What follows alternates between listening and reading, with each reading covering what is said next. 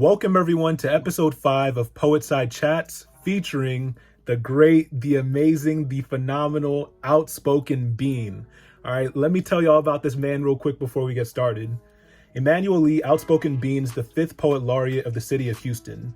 Bean uses poetry to engage different mediums and institutions to create new and engaging art, such as being the first poet to perform on Houston Ballet's main stage with their production Play. He has also been commissioned to write and perform a national campaign on diversity for Pabst Blue Ribbon and Vice, while creating and producing his own festival, Plus Fest, the Everything Plus Poetry Festival. In 2008, Outspoken Bean helped develop Texas' largest youth poetry slam organization and slam team, Metaphor Houston, which he still coaches and uses as a vehicle today to mentor Houston's youth. He started performing spoken word in 2005. Bean willingly seeks, finds, and creates new ways for people to experience poetry through multiple mediums. Mr. Bean, how are you doing today? I'm good, brother. How are you, man? I'm doing phenomenal. I've known you for years, and you were down to earth long before you even became Poet Laureate of the city of Houston, and you're still down to earth, and it's just so great to have you. Man, I'm happy to be here, brother. You know what I mean? I think you're a very talented young man in your craft of spoken word poetry. I think I formally remember meeting you when your coach, who I used to coach, RJ. Yeah, man, when RJ was coaching y'all for Cup C, and then also Jackson wound up coaching y'all too. So, and y'all did incredible that year, man. Bravo. 100%, you know what I mean? It was definitely well-deserved, 100%, man. Thank you so much, man. Yeah. It was an honor to get tips and advice from you and everything, so honestly, we have you to thank in part for the progress we made. No. The honor, I accept that. I don't accept that because, your coaches, they're the ones that put the time into it. And as far as advice is just advice, you know what I mean? And it can be taken, see advice as seeds, but they're going to be harvested later. And just from what y'all have done, from you, Aris, Muhammad, the seeds that y'all had, I'm forgetting, what's his name? Wise IQ. The seeds that I may have planted then was probably not for the direct effort of y'all going as far as you did in the competition, going on final stage. Maybe it's blossoming in y'all's lives now, which would make more sense because I was giving y'all mustard seeds of advice, man. So thank y'all. I appreciate what you were saying, but no, your coaches were phenomenal. They just did the damn thing. Jackson was coming off of just being on a team with me, and the work that he put into and the dedication that he put into it was just incredible. And then, and RJ had been wanting to coach for a long time, so I'm glad he was able to. Yeah, and he was a phenomenal coach, honestly. So today we're going to be talking about how poetry can impact the city. But before we do that, we need to know, what is the story behind your name, Outspoken Bean? So Bean is my real last name. Bean is the name that my father gave me before I was even born. Now, Outspoken, I came up with on my own, just trying to be cool at Brandon. My brother, who also shares the same last name as me, he was really instrumental in my life. And he was like, hey, he was 15 years older than me. And he was like the first person that I kind of started when I would rap. I rapped because of him. I would get my hair cut. He would cut my hair, and then I would do it to be like my big brother. And when Katrina happened, he moved to Atlanta, and he wind up being really instrumental in me, kind of taking spoken word and poetry serious. When he got murdered, it was right before we went to competition. But the thing is, he told me that I disagreed with. He was like, rather than just going by Outspoken, you should go by Outspoken Bean. And I hated the way that sounded.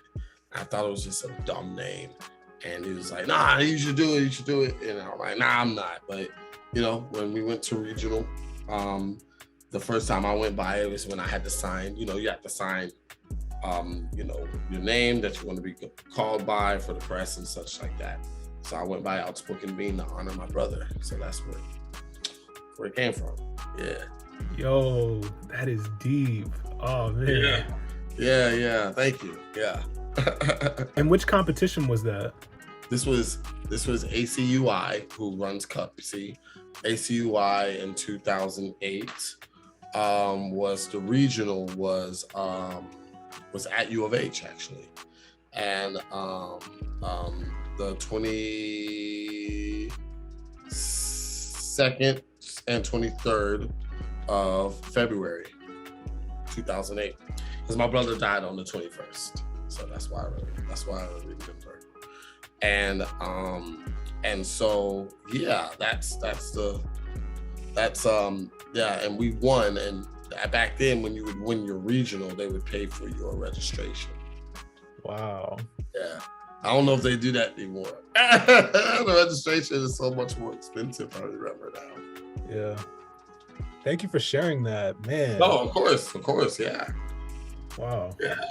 Can you tell us some of the poetry endeavors you've done for Houston before and during your term as City Poet Laureate? You know, what's interesting is, you know, it's not really for Houston, it's for me. Yep. You know what I'm saying? It's for me, it's for what I want to do. But as Poet Laureate, I started, and I'm the head curator for Black is Primary, which is an event held at Post. I'll be doing that again. I'm also the head producer for Woodson Black Fest with the CAM Contemporary Art Museum. That's every February. I've done a one-man show at the Museum of Fine Arts called Portraits. I was in junction with the Obama portraits. And then, you know, performing at different galas, performing as much as possible, honestly. Oh my gosh. You know, I was asked to write a poem to honor the great and oh so important Houstonian and HBCU grad, Barbara Jordan, for her monument that will be on there. And also, I've written work for the late President Johnson, for the monument that was built in his honor as well. Yeah, I get to do a lot of cool things. Yeah. Wow, that's really awesome. Yeah. Oh, okay. And I know you were and are still currently leading Metaphor Houston, is that correct? I still work for Metaphor Houston via Writers in the Schools. And that is a joy. That is a joy to do that. My assistant coach is Black Wildflower. If you know her, you know that she is everything that this city needs, and we are blessed to have her here. In Houston, and I was blessed, but not as much as my students, that have her as the coach, as the assistant coach to the team. So yeah, like Metaphor Houston, man, has helped sustain my career as a performance poet here in Houston for the past 13 years. And so, you know, it's been a great wild ride. And I'm just really fortunate that Writers in the Schools sees me as an asset to be a part of this. Yeah, for sure. Yeah. And how did you begin promoting poetry for youth through Metaphor Houston? Shannon Bugs. I need to call Shannon and just talk to her. Like, I love Shannon so much. But she worked at the Houston Chronicle.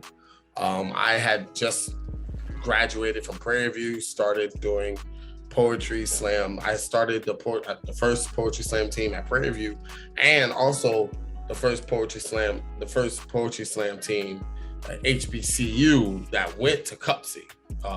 TSU also went that same year. Anyway, but we were the first HBCUs to ever go to Cup C.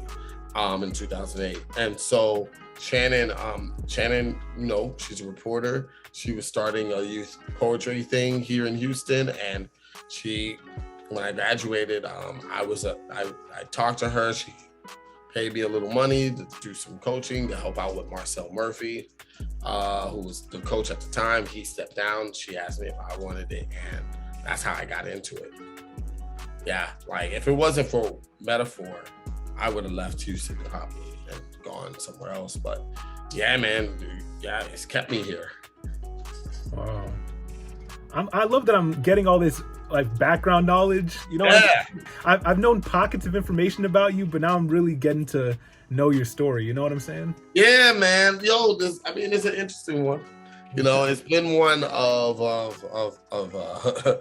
taxes being taken out and and a lot of traveling, a lot of like, you know, collecting new ideas and new thoughts and more to come, right? I'm 36 years old. So, you know, this is the most success I've seen that's not true.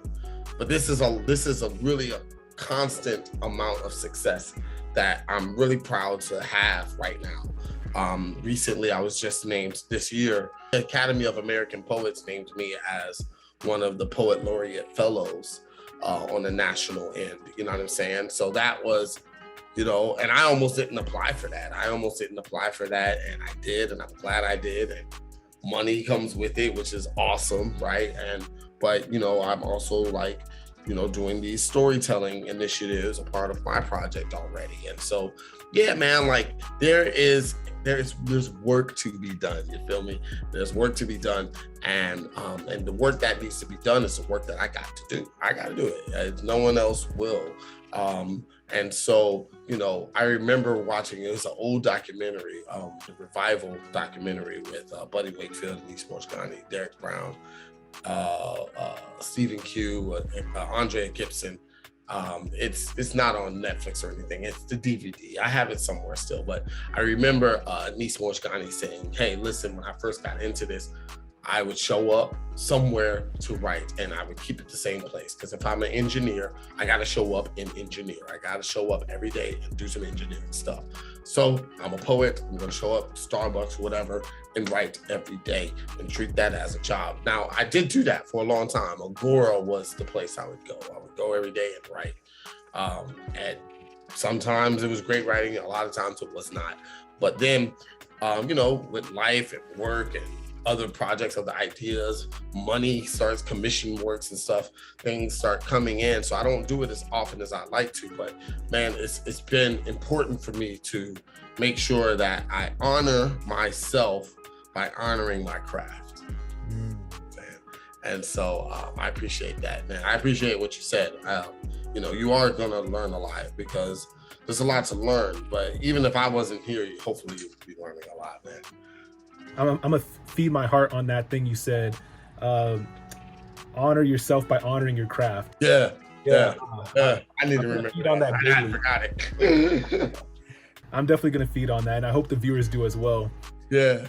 So now I have to ask, what made you apply to become Houston Poet Laureate, and what was the journey of actually becoming the Poet Laureate like? Come on, man. The same reason why you're going to apply. You know what I'm saying? Like, it was. I had applied the very first year they had it. I applied, didn't get it. Second year, I got on.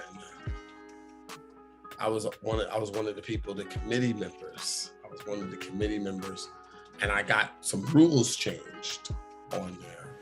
I was real big on like, because it was very academic based, and I was like, yo, the people in my world won't be able to apply for this. So, you know, what does publish mean? They're like, well, publish means you put work out there. I was like, well, if you're a performance poet, when I put a video up on YouTube, that says publish. You know what I'm saying? Like, yo, like, you know, what does consumption mean? Does it mean a book? You know what I mean? Or like, so now you don't need to be a published author to do it. You know what I mean? It's a lot more accessibility. So that was that year when Robin Davidson became Poet Laureate. And then the following year, Deep became Public Poet Laureate, which was perfect. I didn't get it. I applied, but I didn't get it that year. And then in 2019, I almost got it, but I didn't get it. And I was mad. I was pissed I didn't get it because ego is weird, man. Ego is so ill, dog, because the thing is about ego, dog, is that it makes sense at the time. In your head, it makes sense. Everything lines up on why it didn't line up. You know what I mean? And it's like ego is like a conspiracist, you know, like you know, it's like a conspiracist in the dark web. You know what I mean? Like when it's just when you because I felt like I had it in the bag. I knew the mayor. Deep was telling me, like, you know, insider information, you know what I mean? Like, and I found out that I was one of the top 2. And I was like, bet, let's go. It's me. Just, you know what I mean? Deep me. It just makes sense. And it didn't. Because I didn't get it. And I was mad, dude. And I was mad. I was like, yo, like my work is there. You know, like my project is cool. Like, why not? Then when the press release got released, when the press release was released, I read over it and I was like, this is why I didn't get it. Like my project was very self-centered and like something I was already doing, which was midweek stanzas, and like it was like real creative based, but it had no community components attached to it whatsoever. And just wasn't, it made sense why, whereas hers was like really in depth and, you know, going to different communities, and it just made sense why I was like, oh, it doesn't matter. The poetry doesn't matter. The project does. So then, you know, I was content. I was still upset, but I was content. And then it went on for like, dog, like, I want to say, dog, like I went on and so 2019 happened, ended in 2020. You know, 2020 was 2020. And I really put a lot of thought into like you know, it gave me, 2020 gave me a lot of time to like kind of mull over different ideas of what I could do and what it can look like, so on and so forth. And I just had this idea of like storytelling. And I was like, yo, I'm gonna do this storytelling project. And I was like, that's gonna be my Poet Laureate idea. And honestly, when it came time to apply, dude, I put no effort in. I think I want to say, I bet you if I'm able to look at my 2019 application or my 2021 application, as far as the poems that I submitted, it's probably the same poems. I had new stuff. I just was like, poems. Like that's gonna get me to its desk again. I was confident in that. But the finish line was the project. And I put all my time into the project and thinking about it, getting people to help me edit it, working with other people with theirs. I'll keep their names out of it. But yeah, because I really wanted it, man. And I saw it as a career trajectory in my life. And I've been using it as that. Wow. And what story have you been telling? Story. It's not me. It's you. So it's basically people. My project is basically I'm collecting stories from people. So, yo, Kendrick, what's up, man? You can be one. I would love for you to do one. I've been collecting stories from people, where they tell a story that has to be about Houston, somewhere in Houston, and they have to be the main character and of it, and like and then we just build, and then we just come, you talk, you tell me your story, I record it, get your consent, record it, and then me and my boy Russell, we're going to edit and chop them up and flesh it out and everything like that to create this mixtape of voices. Wow. And they'll be on Spotify and everything, and it will be, owed to the all proceeds, and if there are any, will go to the Houston Public Library. That is incredible. Yeah, thank you. Yeah, it's no wonder you got the position. You know what I mean? Like, I appreciate that, man. Thank you so much. That means a lot to me. I appreciate that. But no, we got to talk about getting you to share a story, brother. I would love to do that. Oh man, I'm getting goosebumps right now just thinking about it. Yeah. What's your background, bro? I know you're Black, but like Nigerian, where you were from? Yeah. So my parents came from Nigeria back in like the 90s, and I was born 98 in America. Wow, 98. Wow, I was in eighth grade. Okay. I've grown up in Houston my entire life, born and raised. Yeah. Well, because I'm also interested in like intergenerational. So if either one of your parents would want to, share a story too, that's also something I would be interested in. Houston, people don't, statistics show that Houston is the most diverse city in America. People don't know that. You don't know what you don't know. And so I definitely would love, we'll talk about that offline, man. But like, yeah, I would love to get a story from you. If your parents have one that they would want to share about how they got here, or maybe somebody else, like, yeah, man. Anyway. Yo, that's awesome. Yeah, we're definitely talking about that later for sure. Yeah. What ways do you think communities can benefit from poetry? Man, I don't think I'm going to answer it, by the way. But I don't think that's a fair question, because what can be beneficial for one is not beneficial for all. And poetry in a lot of ways is such an individualized thing, right? That's why I collaborate. Right? That's why I collaborate. And yeah, I can have like a poem on a billboard or written on a wall or something like that. And that's cool. That works. But like at the end of the day, like that's like, it's poetry in a lot of ways. It's like a self-serving tool. I do feel that way.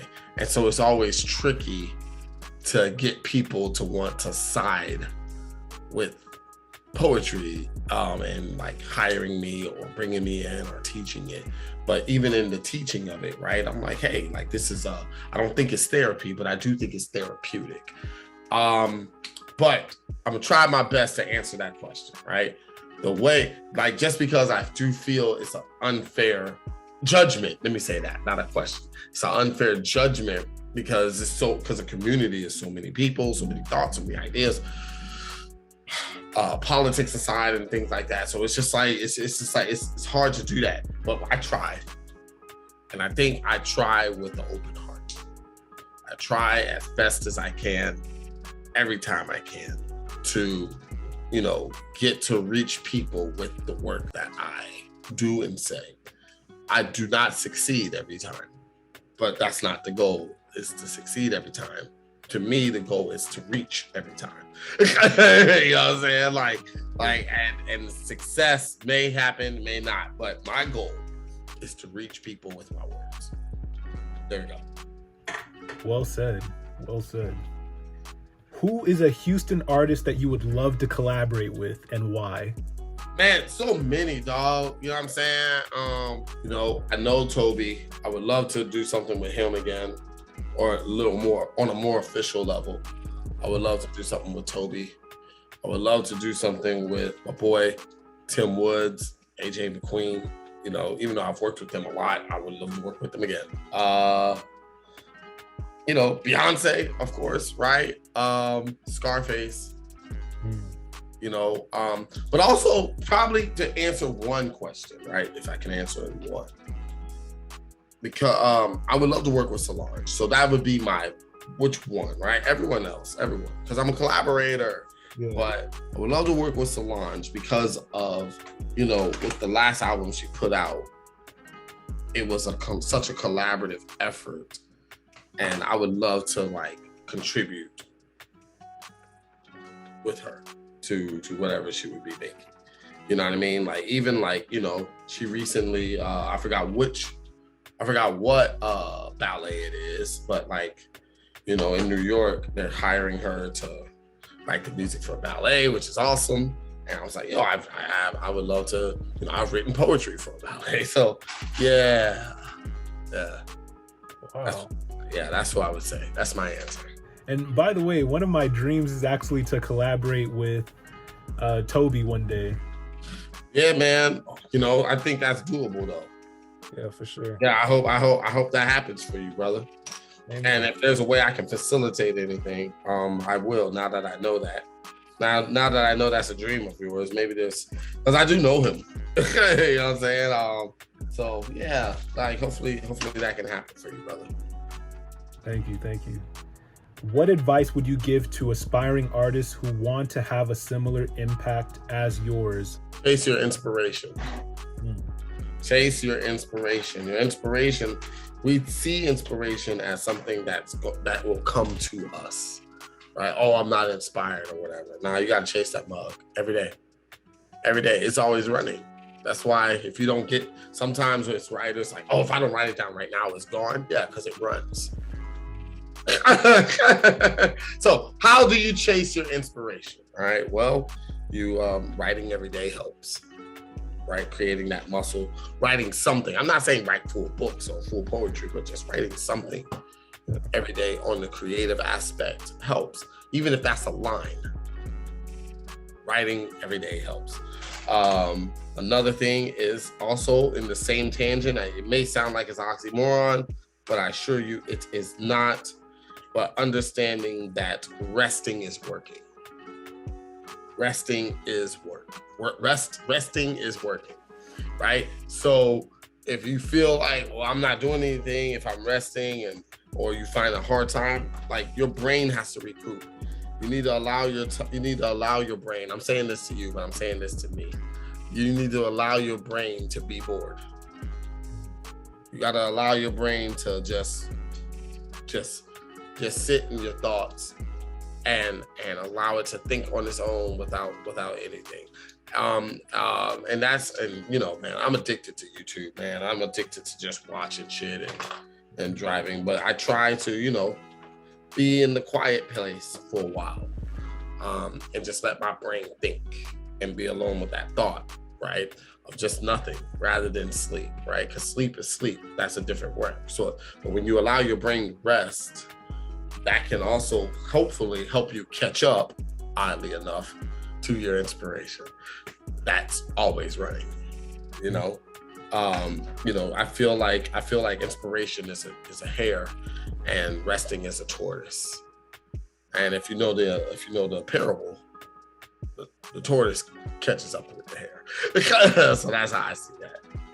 Wow. And I think that's a message that a lot of people need nowadays, especially given how overly stimulated we are, whether it's from work or from social media and things like that. We don't give ourselves time to just rest. Yeah, man. Resting is working. Yeah. Resting is working. So yeah. Kudos to the people who do who already are doing I want to say not yoga, but anything like mindfulness or meditation. Shout out if you already do it. Mr. Bean, what would you like to promote? Anything and everything, social media projects, what you got? Outspoken Bean on everything. Emmanuel Lee Bean is the name my parents gave me. Outspoken Bean is the name I gave me, and Houston Poet Laureate is the name that the mayor of Houston gave me. And so Outspoken Bean on everything, at everything. I produce events, I produce festivals. Follow me, and let everything happen from there. I appreciate you having me here, brother. I appreciate you joining. Honestly, I reached out to a lot of people, but you were the one I was really hoping most of all would say yes, and you did. Oh And man, it warmed my heart. Like, I was afraid of reaching out to you, not necessarily because I'd get a no. I wasn't worried about that. I was just worried about being so nervous during this interview, just because of how much I look up to you. There's nothing to be nervous about, brother. That's really kind and really sweet of you, man. I appreciate that. But yeah, like I'm here. I like to talk, and I want to help your business, help this out, and I can't wait to hear it. Awesome. You'll be the first person I send it to for sure. Perfect. Cool, man. All right, are we done? Yeah, we're done. Word up. All Peace. right.